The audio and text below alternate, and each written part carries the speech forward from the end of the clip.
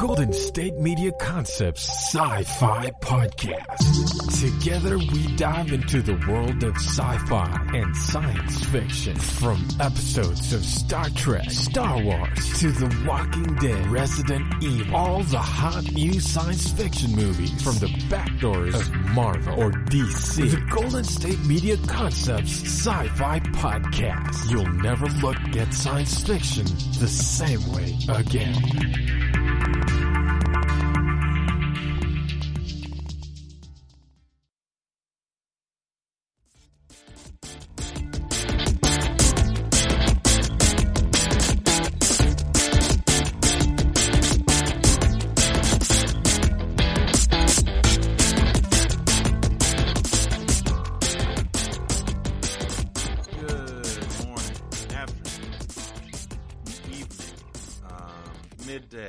Noon. I can't think of any other times. This is the GSMC Sci-Fi Podcast brought to you by the GSMC Podcast Network. My name is Keith.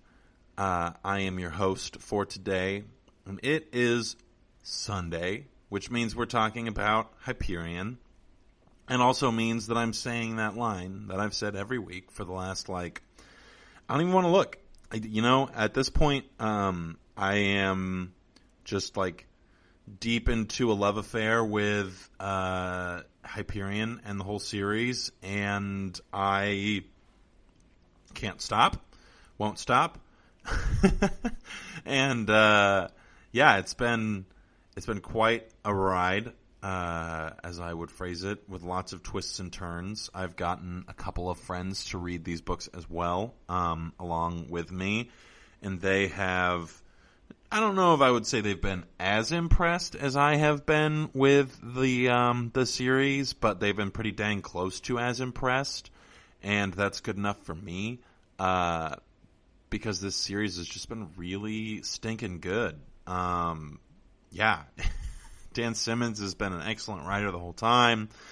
Just between everything, or not between everything, just with everything taken into account, I've just been generally very pleased, I think would be the best way to phrase it. So, I have enjoyed it a lot. I hope you guys have been enjoying it as well.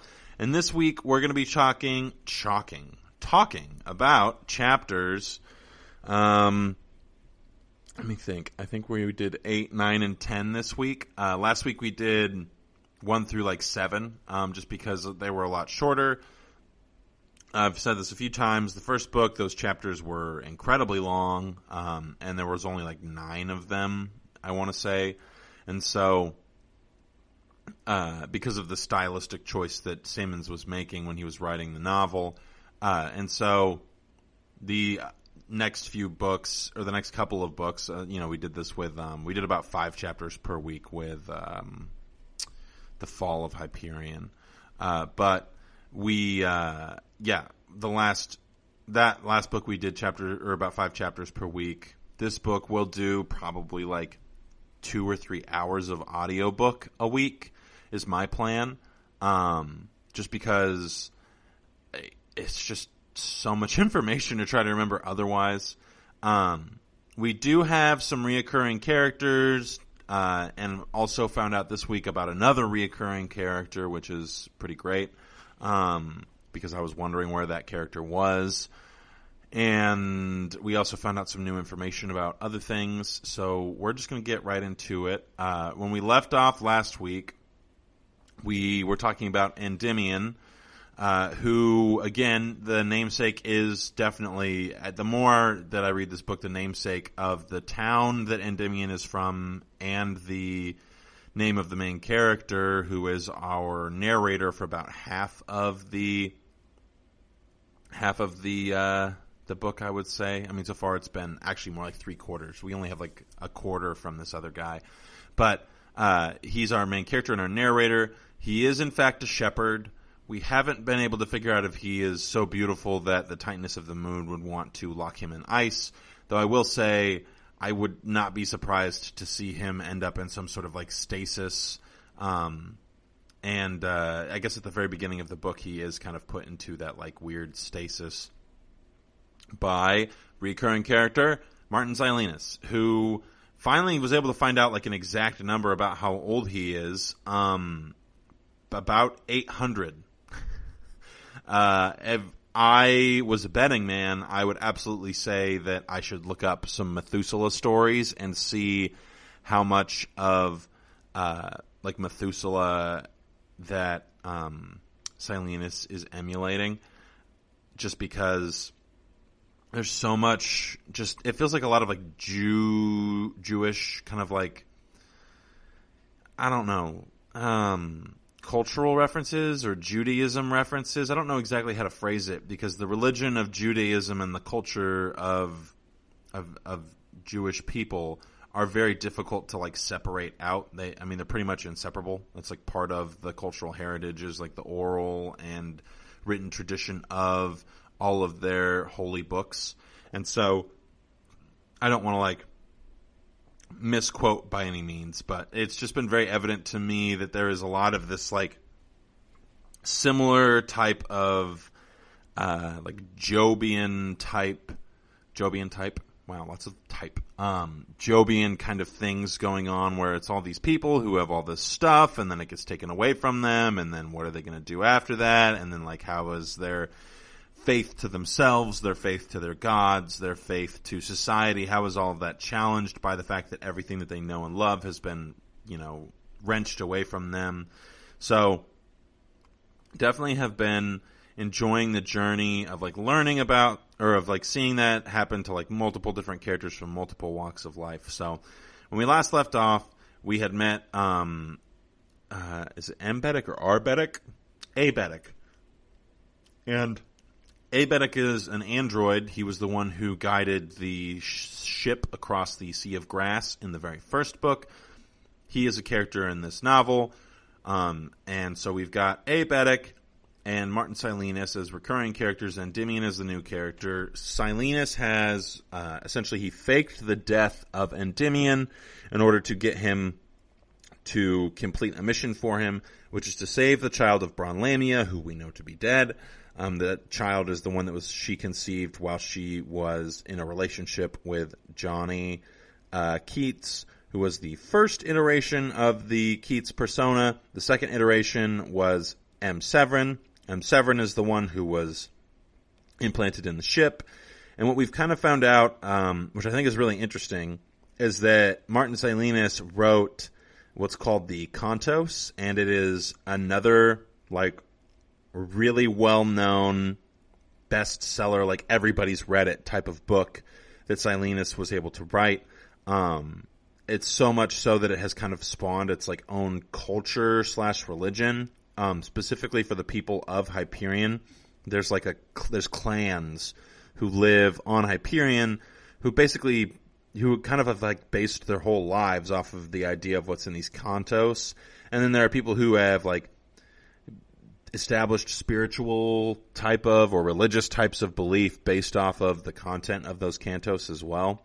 So Silenus has, has always been a pretty divisive and magnanimous figure in like the general zeitgeist of the people of the people in the galaxy of Hyperion. He is centuries and centuries old, like I said earlier. We find out that Ambetic is about 600 years old, and he was created immediately after Old Earth vanished. And so Silenus would be at least like 50 or 60 above that. And so that's where we get the number of 700. I think it's about the most specific number that we've gotten for M. Silenus, Martin Silenus. Not totally sure. I feel like he may have mentioned in the last book that he was 500 years old. And I feel like I may have said that, but I'm not totally sure. So worth noting, it's an important number. So Silenus has brought him to his private estate in order to convince him to rescue Bronlamia's daughter, who we're going to spend the whole first portion of this episode just on summary to make sure everyone's caught up. Before I talk about what actually happened this week. He brought Endymion back to his place, which is I think the old Shrike Palace or the old university, one of the two. And he wants Endymion to save Bronlamia's daughter, who is like apparently 12 or 13 or something along those lines, and is going to be returning from the time tombs, the Sphinx, which is a recurring setting, returning from the time tombs exactly 250 some odd years after she entered into the time tomb. How he knows that this is the exact date that she'll return, it has not been revealed, but that's the gist of it. So there's also another plot. We've only had about 3 chapters on. There is another captain who is a member of the Pax group. And so just to kind of like go over, because we didn't really have like a hardcore protagonist or antagonist kind of like introduced to us as of last week. So it looks like the division of this particular universe at this point, for what we're concerned with as far as storyline is relevant to us. We have the natives of Hyperion, which would be Endymion, right? So they're the kind of like the locals. They have their own culture. They have clans. They have all sorts of stuff that is just specific to them. And then we have everybody else, just regular citizens of Hyperion who, like, they are supposed to have specific papers. They could be descendants of old hegemony people, but they exist as a decidedly separate entity from everybody else. And then the second group would be Pax, and it's not really like stated outright who Pax is or what they do, but Pax is a very well-trained military force that works in conjunction with the Church, who is the third group, and the Church is the Catholic/Christian Church, who has grown exponentially since the last book, which is about 250 years. So they've grown. We'll go over the reasons for that a little bit later in the podcast. So they essentially have control over the Pax, and it makes sense because the Pax is probably like a shortened turn of phrase or shortened thing for Pacum or Pacham, which is it's basically the new Vatican. It's a whole planet of just church stuff. And so there's a captain whose name I will remember after the break when we talk about it more, who basically is traveling in space and comes to from dying. The cruciforms are back in this book as well, another recurring, setting element. And he has been resurrected, but not in the same way that we're familiar with cruciforms resurrecting people, which, again, we'll go over after the break. Just trying to do a quick summary here before we start talking about too many new concepts. And so he has been assigned to return to Pacham, and what we will find out this week is that he is actually also being assigned to the same task that Endymion is supposed to accomplish, which is to rescue the daughter of Bronlamia as she leaves the Sphinx. And he is instructed to return to Hyperion immediately. So, once again, it seems like Simmons is going to kind of leverage or use Hyperion as with a primary setting of conflict. There is mention this week. There was the first mention of the Ousters, as well as I think there was another group who was mentioned, but they were just kind of passively mentioned. But the Ousters were mentioned pretty heavily this week, just between some of the things that were going on and stuff that people need to get accomplished and using the Ouster technology in order to do that. So I would wager to guess that there's some foreshadowing happening there. But most of this book has just been kind of stage setting. As far as Hyperion novels are concerned, there's 4 of them, right? I think that a lot of what Simmons likes to do is treat his novels kind of or his stories, because the first few chapters of the first book felt like short stories, where it's just things are kind of constantly getting set up. There's all these little details. Usually these are called Chekhov's gun, where you just kind of see them and forget them, and then they come back later. And so he kind of does this thing where he hides little treats for you, but also spoon feeds you the foreshadowing and what's going to happen next.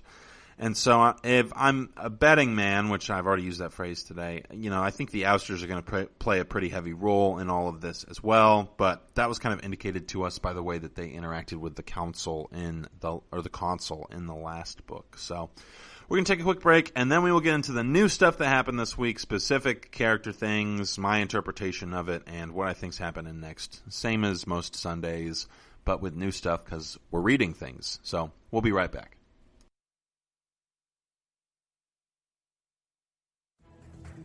Want to find out what movies to go see? Then check out the GSMC Movie Podcast. It's your ticket to the latest movies, whether it's a new blockbuster event, romantic, comedy, or action flick. This show has got it all covered. They talk some what to go see now. Don't bother. What's hot on Netflix and everything in between. That's GSMCpodcast.com/movie-podcast. When it's all about the movies, it has to be this new show. Don't forget to like them on Facebook and follow them on Twitter. Visit GSMCpodcast.com for more info.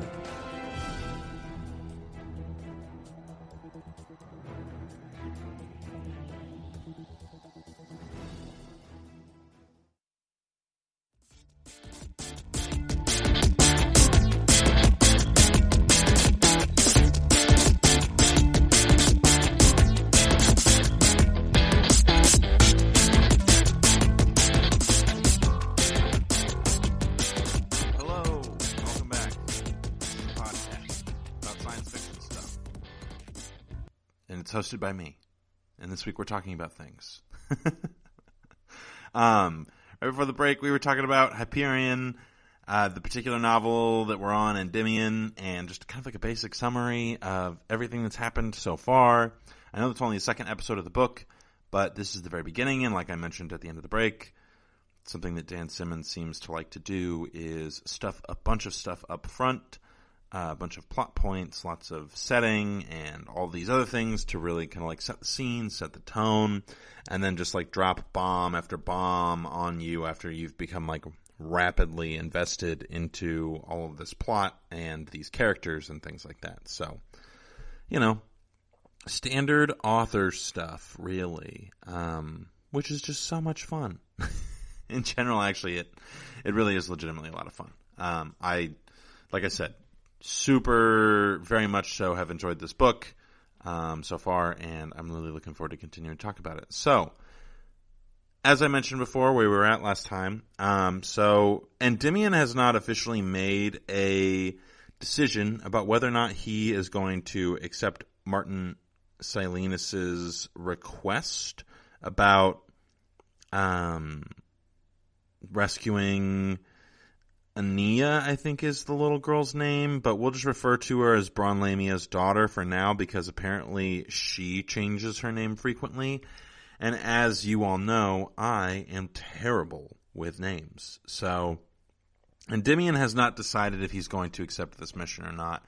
We found out last week that he discovered the consul's ship somewhere in the estate that Martin Silenus is calling his home, which is suspicious enough in itself because, Silenus doesn't really, never really struck me as the type of person. Well, I guess he kind of has always struck me as being able to be wealthy. So it's not surprising that he is occupying this space.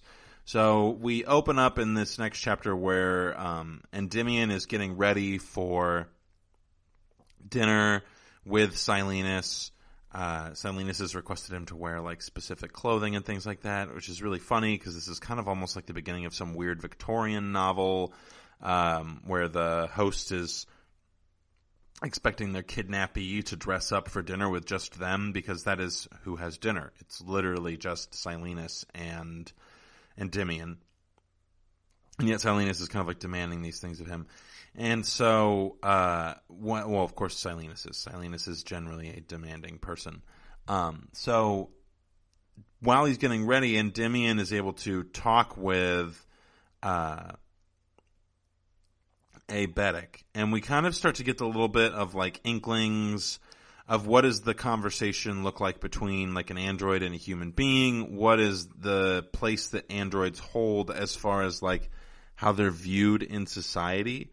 Because something that was kind of lightly mentioned in the first Hyperion book when we first met Abetic is that androids are actually outlawed by they were outlawed by the hegemony, and they were outlawed pre-Hegira is the phrase that's frequently used. Basically, before the hegemony even existed, people knew that it was wrong to create androids, which are like the human version of a cybrid, where they're completely biological, including their consciousness, and it's not really an AI, it's more like a body. It's a body that was produced in a factory that is enhanced with like specific built-in technologies. So Abetic is, I want to say, 500 years old or something like that, something along those lines. He's about 200 or 300 years younger than Martin Silenus, but he has been like genetically manipulated to be able to be programmed, and then he kind of reveals to Endymion that in some capacities he is immortal as far as age and disease are concerned, at least as of now. Would not be surprised if we hear about an android-specific disease. Sounds like something that Dan Simmons would cook up, or that could happen. But aside from injury or like someone murdering him, Abetic will live indefinitely. He won't be affected by aging. And so this prompts Endymion to ask him if that's because he has Poulsen treatments built into his cells, or if the Poulsen treatments built into his cells are the reason that he's blue, to which Abetic says, no, I was made blue because at the time there were no blue species of humans, and we wanted to be able to differentiate between, or my designer saw it fit that we differentiate between humans and androids, which kind of brings up like the next thing they talk about, which is how does Abetic want to be viewed by just society in general, and specifically in this case Endymion. And he says, I just want you to treat me like I'm an android, because I'm like, that's what I am. He even is like goes so far as to tell Endymion, Abetic tells Endymion that he is a free individual. He can do whatever it is that he chooses, and he chooses to serve Silenus because it's a part of his programming. And so I think that this is kind of like Simmons' way of inserting a little bit of commentary about like human hierarchical systems and the idea of fate and free will in the first place. A lot of the like modern philosophical thinkers who talk about the idea of free will, a lot of people are surprisingly in the determinist camp. And so the determinist camp is basically that they think everything you do is determined by like, it's just determined. It is set in stone in some capacity to where like if you do or don't do something, it is absolutely what you would or would not have done. Which I don't think that Simmons is necessarily saying that that's what he believes. I don't even know if he's intentionally commenting on the idea of determinism versus free will, but in some capacity, because Abetic says, I'm doing this because it's my programming and I find it to be fulfilling, I think that Simmons is toying around with the ontology or the ontological idea that individuals are programmed by their psychology and genetics into doing specific things. I would say that like the most determinist philosophers nowadays are kind of living by this like self-fulfilling prophecy idea of like, people were meant to do those things. They have a proclivity for those things, or it's predictable based off of like previous factors. So, if you're born in X place and you have like you're a Scorpio with a, insert every other aspect of astrology, and you're an Enneagram 7 and an INFNP or ESTJ or what have you, all of these factors that contribute, you have like the third chromosome is X thing, that means you're going to do something, like you're going to do this specific thing. So in one way, free will exists, but only in the sense that free will exists in what is constructed as a potentially determined thing. And so I think that that's kind of like a self-fulfilling prophecy way of looking at determinism versus free will. But, that's just my opinion. Obviously, I'm biased by certain factors. So, important to remember that. I have a feeling that it will come up again and probably frequently, because Abetic reveals to Endymion that if Endymion accepts Martin Silenus' mission for him, that Endymion wants to accompany him on that mission. And I don't know exactly why. I have a feeling that Endymion is the consul's son, and there's lots of reasons for that. But the primary one is that they both play piano, and that Endymion acts a lot like the consul seems to have acted when he was younger. And if there's one thing that we've learned from Dan Simmons is that he likes to repeat things. He's very big on the idea of like patterns, recurring themes, recurring characters. As we all well know from the first two books, it's quite frequent that we will think someone is dead and they're not actually dead, and they become like a primary part of the story later on. You know, when I first found out that it was 250 years after the fall of the hegemony, I thought to myself immediately, like, oh, great, everyone's dead. That's a bummer. I really wanted to see what happened with all of these pilgrims. But then we find out that Silenus is not dead, and of course Abetic not going to die, but Abetic wasn't really an important character. We do find out that because of the culture that Endymion was raised in, the cantos are treated kind of like a scriptural text in some capacity. It's expected that individuals from his clan like memorize them and be able to recite them and know them.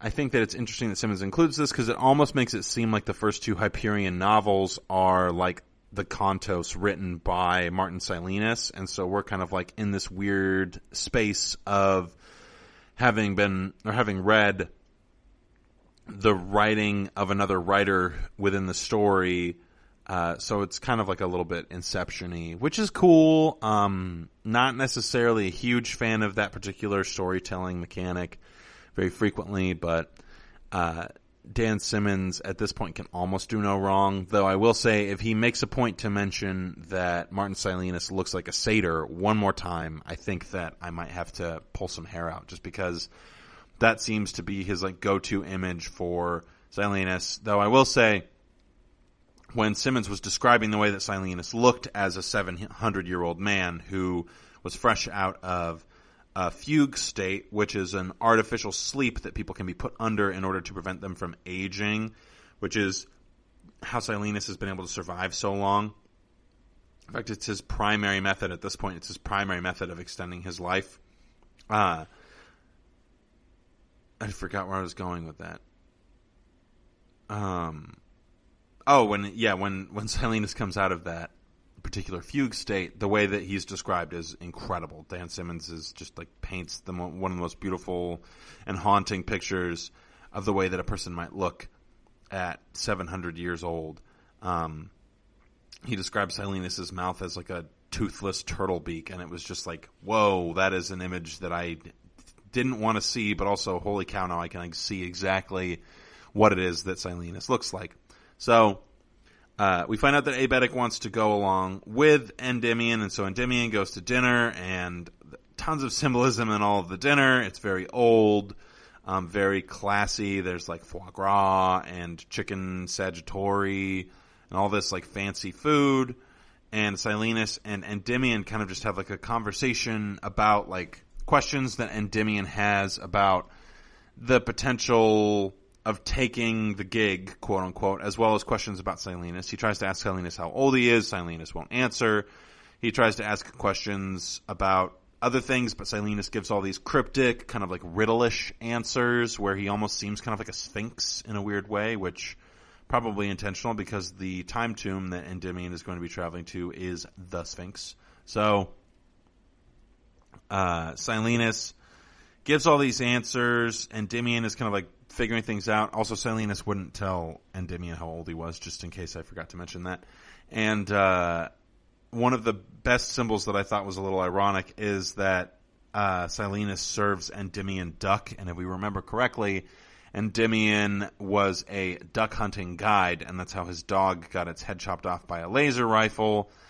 And he ended up being put on trial for assaulting the man who did it. and killing him, in fact, even though that man was able to be resurrected by the cruciform. So, yeah, we also find out some interesting new facts about the cruciform and about some of the other things that have been going on in the galaxy in the last 250 years. So we will talk more about that right after this next quick commercial break. Tired of searching the vast jungle of podcasts? Now listen close and hear this out. There's a podcast network that covers just about everything that you've been searching. Hey! The Golden State Media Concepts Podcast Network is here. Nothing less than a podcast bliss with endless hours of podcast coverage. From news, sports, music, fashion, cooking, entertainment, fantasy, football, and so much more. So stop lurking around and go straight out to the Golden State Media Concepts Podcast Network. Guaranteed to fill that podcast itch. Whatever it may be. Visit us at www.gsmcpodcast.com. Follow us on Facebook and Twitter, and download us on iTunes, SoundCloud, and Google Play.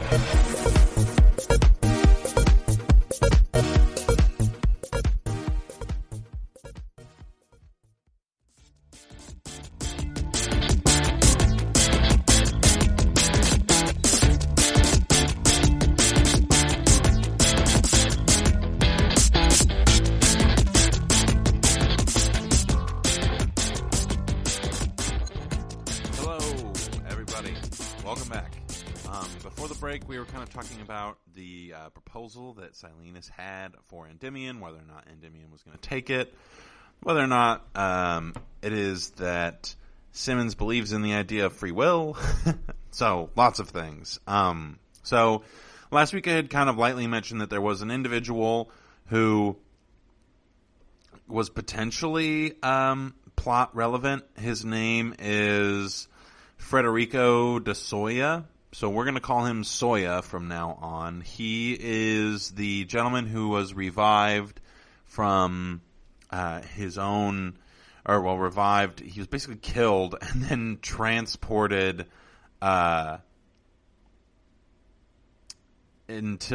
transported to like some random part of the galaxy to deliver a message, and then killed again and revived again after being brought back to Pacham.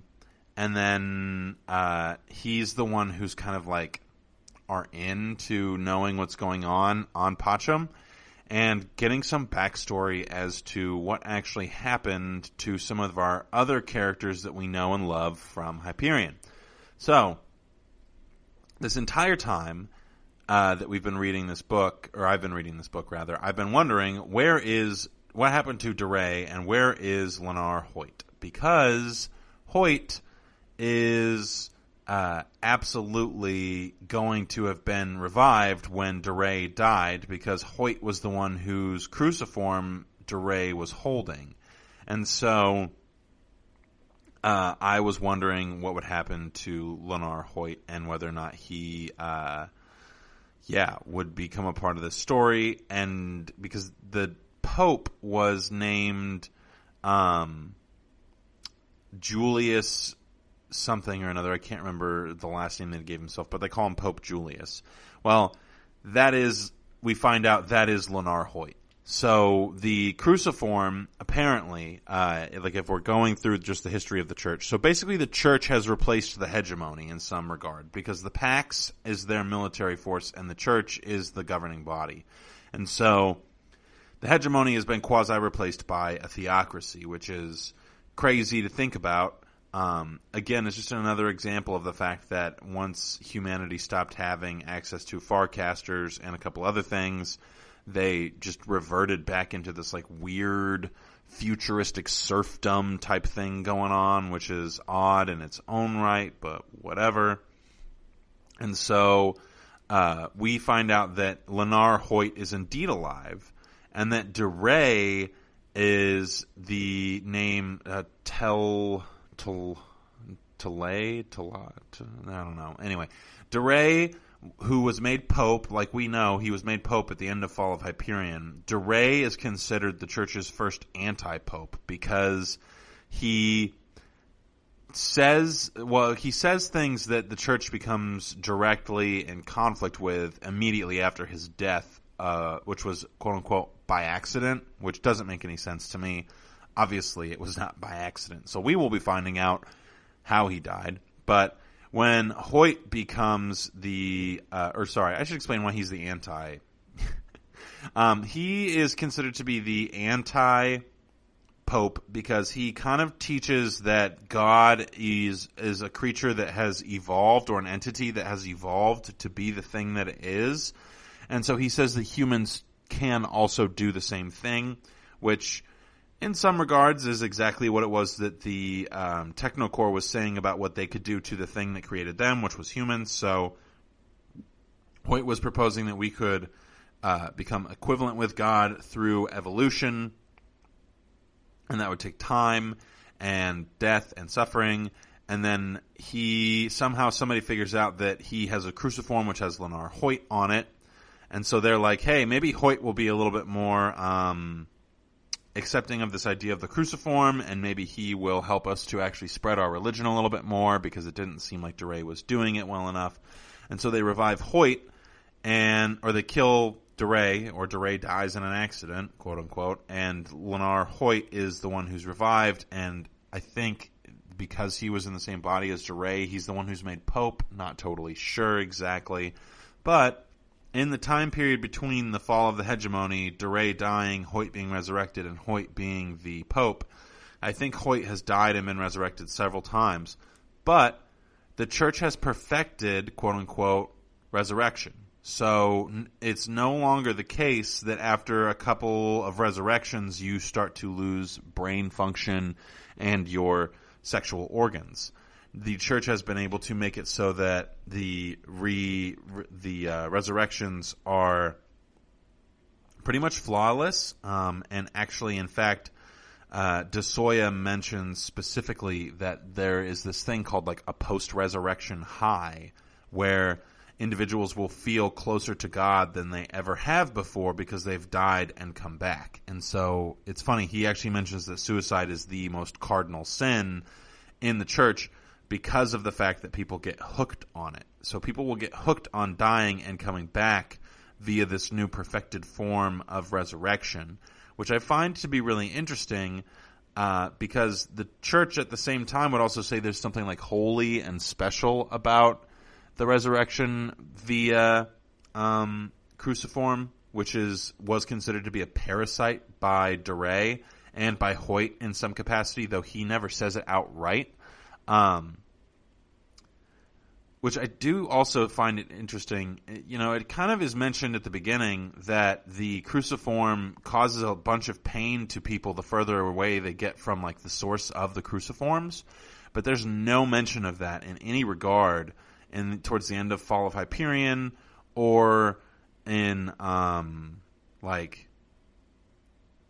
in this book either. There's no mention of the fact that like the farther away from Hyperion the cruciforms were, like the more pain you were in. Like so much so that when Hoyt has his first attack with the cruciform and we find out that he has one, it's because he's begging the consul to give him these super intense painkillers. And so I am curious if like, in addition to painkiller technology, or in addition to perfecting the resurrection, they've found a way to mitigate the pain caused by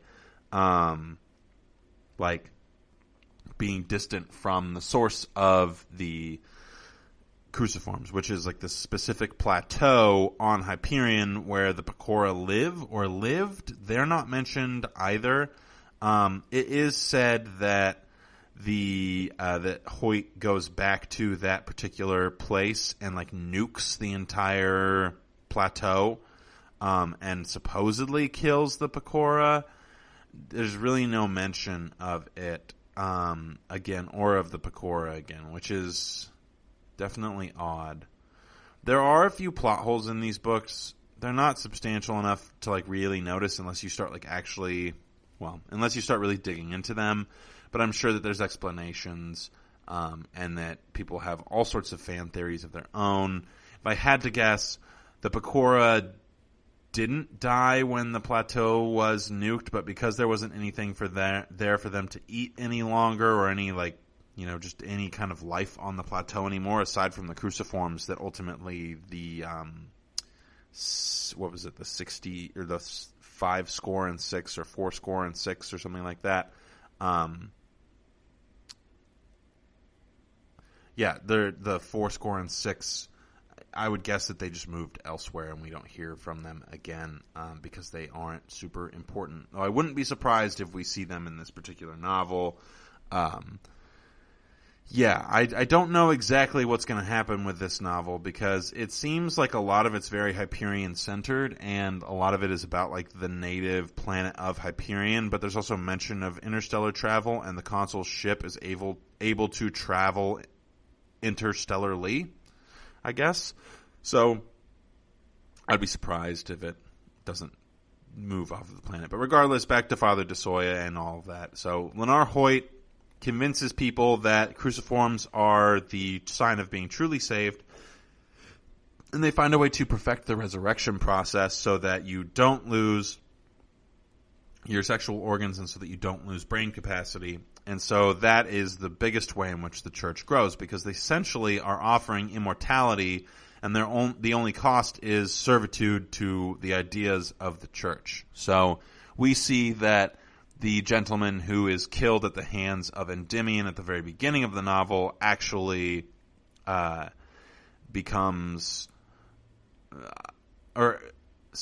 he is actually resurrected because of his cruciform, and that is not really an issue for him.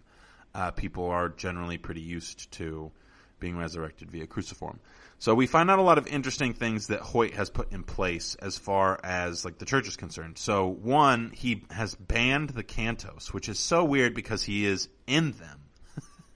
So Lennar Hoyt is one of the pilgrims in the cantos that Silenus writes, and Hoyt bans the cantos as like their banned literature, which is funny that when what's mentioned is, or by some of the people who are like higher ups in the church to DeSoya, because DeSoya has read them, is that everybody in the church commits the sin of reading the cantos even though they're banned, which I find to be very interesting of a statement on human nature, which, we know that Simmons is like very good at commenting on human nature and things like that. He specifically says curiosity and the forbiddenness of the thing make it too great or create too much curiosity for people to resist reading them, which I find to be just a hilarious statement about human nature in general. So I definitely appreciated that.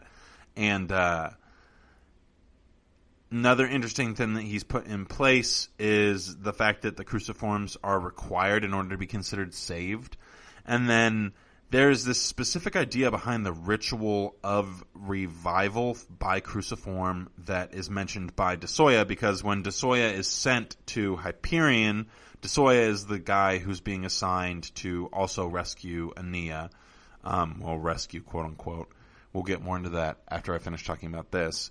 When he's assigned to go to rescue Aeneas, he is basically said, or is told, like, look, if you end up not being successful rescuing Aeneas, then you are probably, or at first, you're going to have to chase her around a little bit, and here's a ship with a built-in resurrection, like an automatic resurrection unit.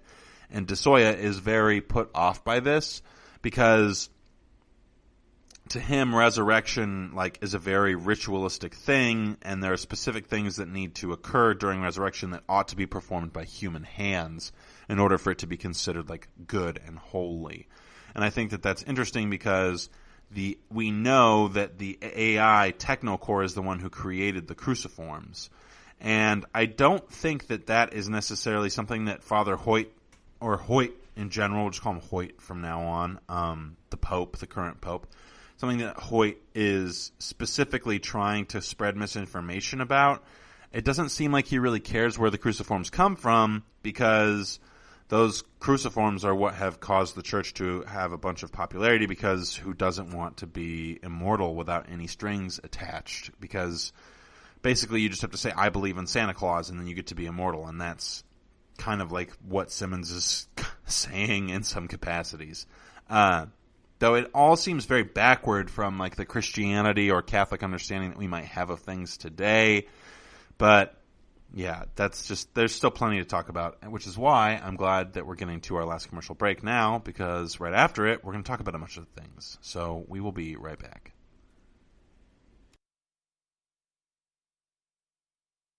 Watching TV has changed over time. Streaming has become the new norm. That's why Golden State Media Concepts television podcast dives headfirst to the world of cord cutting. Want to be on the loop of what's hot in Netflix? Or if it's not a preference, what about original shows in Hulu? We've got you covered. Join us as we fill in the blank and talk about movies to stream and what show you should be binging. This is the Golden State Media Concepts television podcast.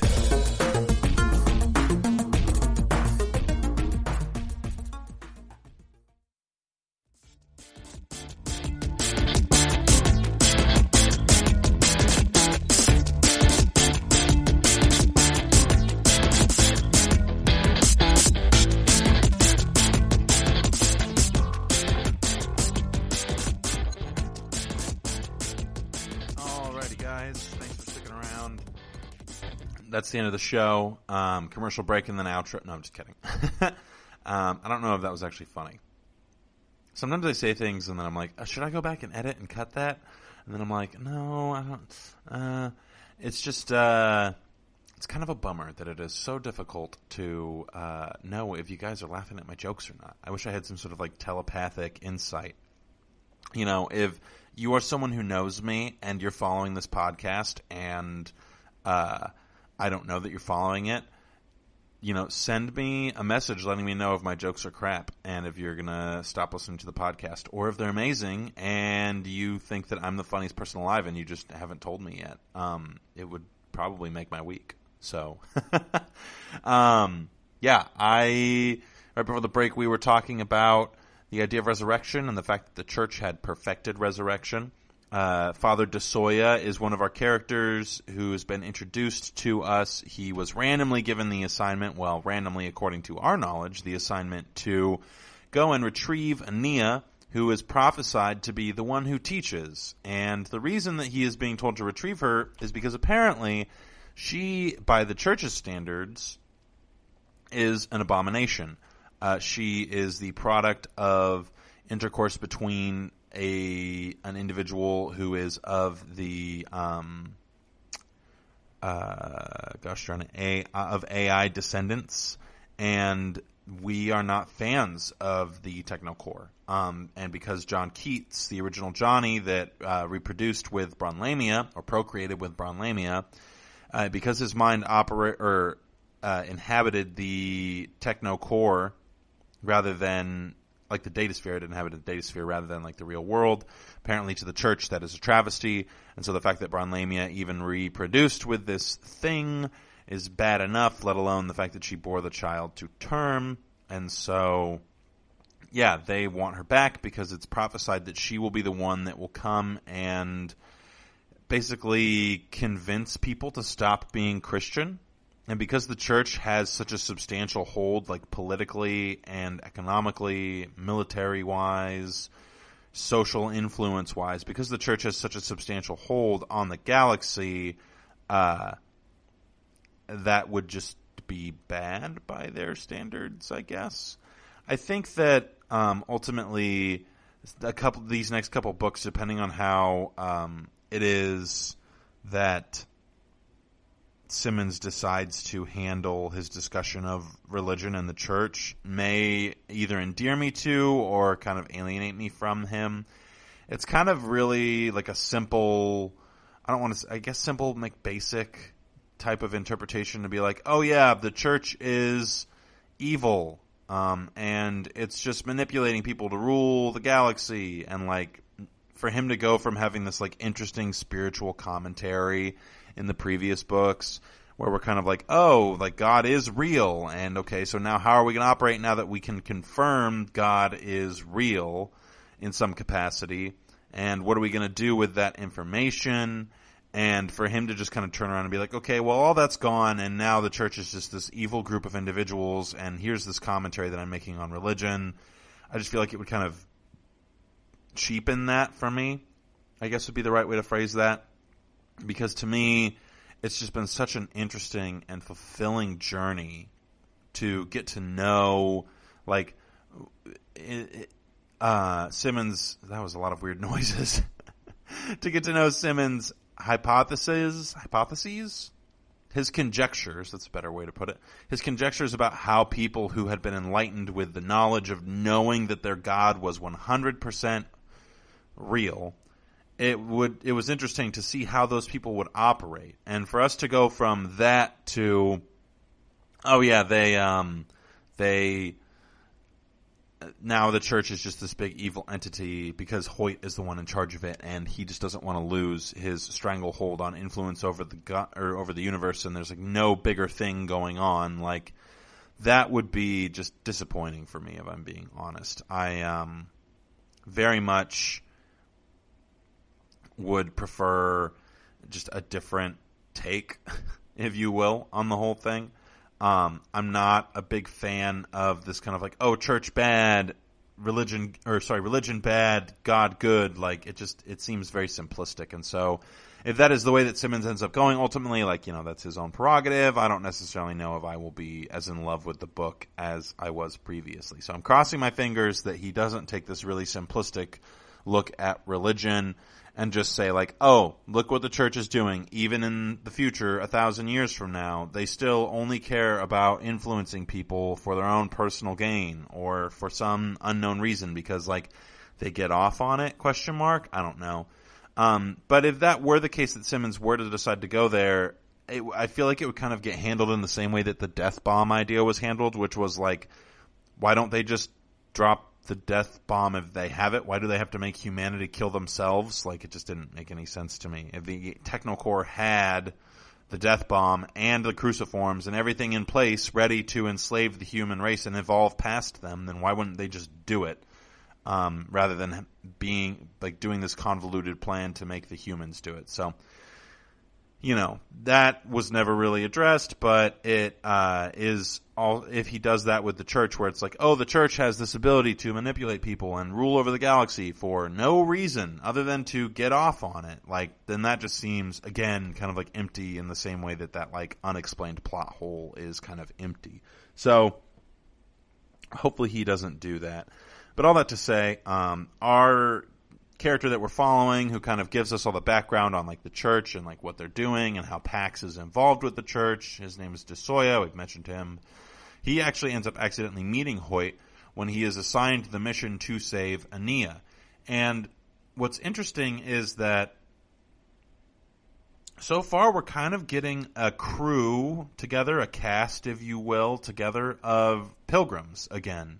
In the same way that we got in the first novel, where it's like these people from these random upbringings who have either like no means or an abundance of means, or like just different situations, obviously, because people are different, but have all these situations arising that are going to like make them more or less advantageous, and they're all going to be kind of part of this pilgrimage together. On the Endymion side, we have a Bedek, Endymion, and hopefully Ania. On the other side, we've got just DeSoya coming around, but I wouldn't be surprised to see some other characters kind of on like Team DeSoya, if you will. But don't really know how that's going to go. I have a feeling that the rescue mission will be unsuccessful by DeSoya. I don't know how long he will actually be with us as a character. Knowing Simmons and his kind of like rotating cast of people who might be important, I wouldn't be surprised if it ends up being Hoyt who pursues Ania after the failure of DeSoya. So we'll see. Though it would be hard to kill off DeSoya because he has a cruciform, so who knows exactly how that's going to go. But we'll find out pretty quickly whether or not he's going to be a permanent staple in the story of the future. But before we finish up the podcast, we got about 5 minutes left. I wanted to talk about what is happening with Endymion in the last chapter that we read, which I think was chapter 9 or 10. And the Hawking Gnat is back. which I think is yet another reason I mentioned at the top of the podcast that I think that Endymion is the son of the Consul, because the Consul went on this epic journey on the Hawking Mat, as did his father, as did his grandfather, and all of those things spawned very important occurrences. And so there seems to be this kind of like, I don't know, special energy, if you will, surrounding this this Hawking Mat, which is essentially a magic carpet. So I wouldn't be surprised if that's like an allusion or reference to the Arabian Nights story that involves a magic carpet. Not totally sure, but Endymion views this artifact as being like this crazy, holy, sanctified, like quasi-sanctified relic, because it was such a big deal for him culturally, reading the Cantos growing up and all of that. In his clan, the fact that the Hawking Mat of legend is sitting right in front of him is a pretty big deal. And there's this kind of mention that Silenus has of like, oh, even heroes had to pay to get their haircut at some point. So all these epic heroes that we read about, they all did normal things at some point. Somebody viewed them as being just a regular person at some point in their lives.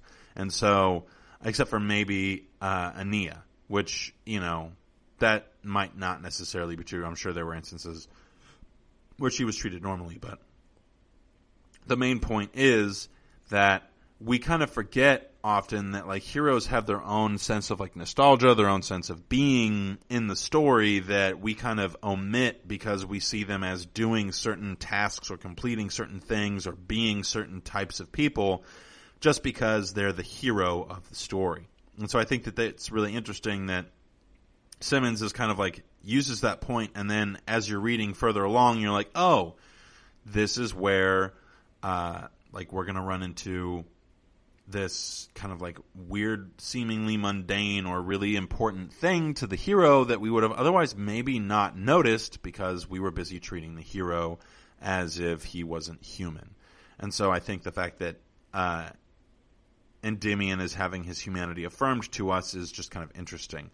We also find out a little bit about Endymion in that he is maybe Christian but refuses to accept the cruciform because his clan is highly suspicious of it, as they should be in my opinion.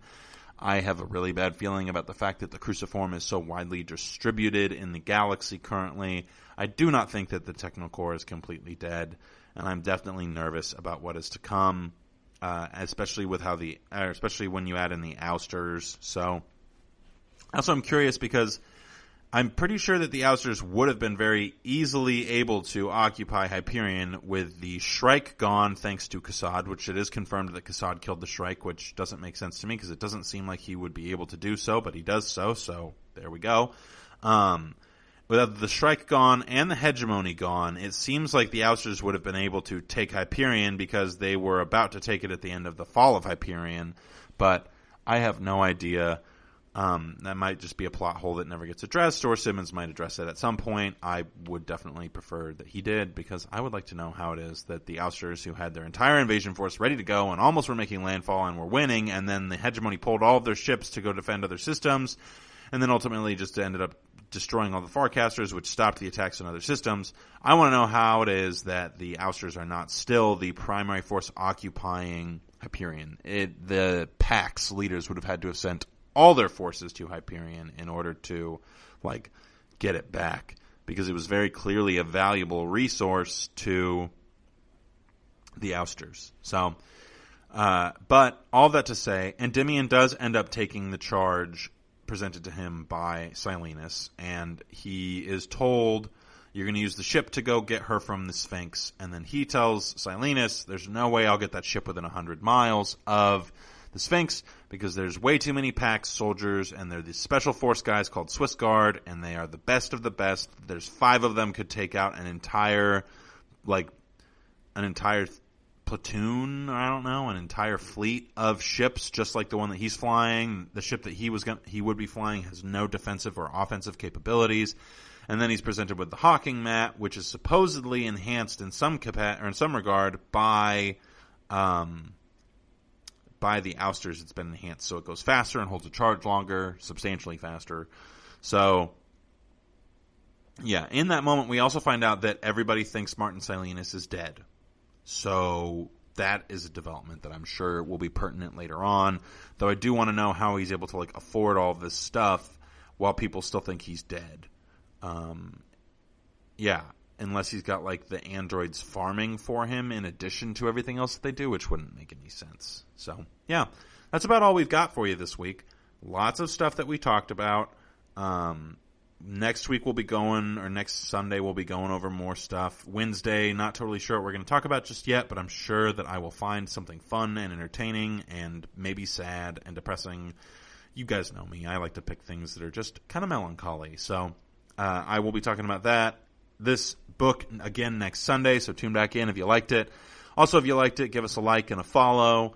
Leave us a review. Follow us on Twitter, social media, all of that jazz.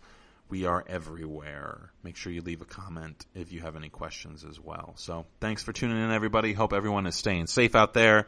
Some of my friends are starting to become affected with COVID, so definitely make sure you're wearing your mask, washing your hands, staying in as long as you can for both your mental health and reasonably otherwise. So, yeah, good luck, everybody. Hope you have a great week, and thanks again for tuning in. You've been listening to the Golden State Media Concepts Sci-Fi Podcast, part of the Golden State Media Concepts Podcast Network. You can find this show and others like it at www.gsmcpodcast.com. Download our podcast on iTunes, Stitcher, SoundCloud, and Google Play. Just type in GSMC to find all the shows from the Golden State Media Concepts Podcast Network, from movies to music, from sports to entertainment, and even weird news. You can also follow us on Twitter and on Facebook. Thank you, and we hope you have enjoyed today's program.